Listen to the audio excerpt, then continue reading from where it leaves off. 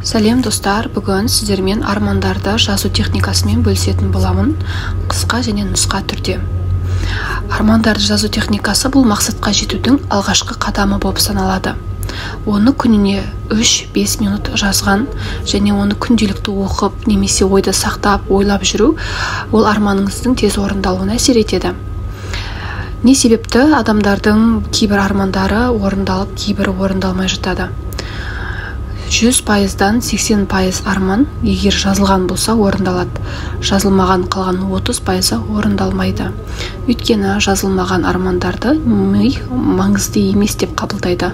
Сол себепті кез келген арманыңыз мейлі ол сіз үшін ешқандай бір орындалмайтын сияқты көрінсін, немесе ешқандай бір үміт жоқ арман болсын, жаза беріңіз. Сіз оны жазып болғаннан соң тек миыңызда сақтап, оны қайталап жүрсеңіз, дальше оны кеңістік шешеді.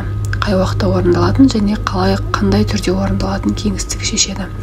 Сол себепті сіз жай ғана бір қадам тастаңыз. Бір қадам ол жаңағы арманыңызды жазып бастау. Арманыңызды жазып бастаған кезде дәптерге өзіңіздің жеке дәптеріңізге арманыңызды жазудың қарапайым техникасы ол. Мысалға, көп адамдар өзін арманын нақты түрде жазбайды. Бай болғым келеді, ақшам көп болғанын қалаймын деп жазу мүмкін. Бұл өте дұрыс емес. Армандар қашан орындалады? Ол армандар нақты болған кезде орындалады. Мысалға, мен 25 жасымда өз кәсібіммен тұрақты түрде табыс тауып отырмын. Өз бизнесім бар. Бұл бизнесім маған ай сайын 5 миллион немесе 6 миллион алып келіп тұр. Осы сияқты қазіргі шақта, осы шақта жазу. Яғни мен жеттім, мен істеп жүрмін, мен істедім деген сияқты. Және де сезім қосу. Әр жазып жатқан арманыңызға сезім мен бақыт сезімі және сенімді қосып жазып отыру. Яғни сезіну. Күн сайын оқу бұны.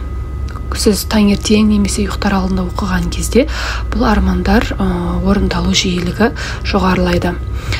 Және де нәтиже.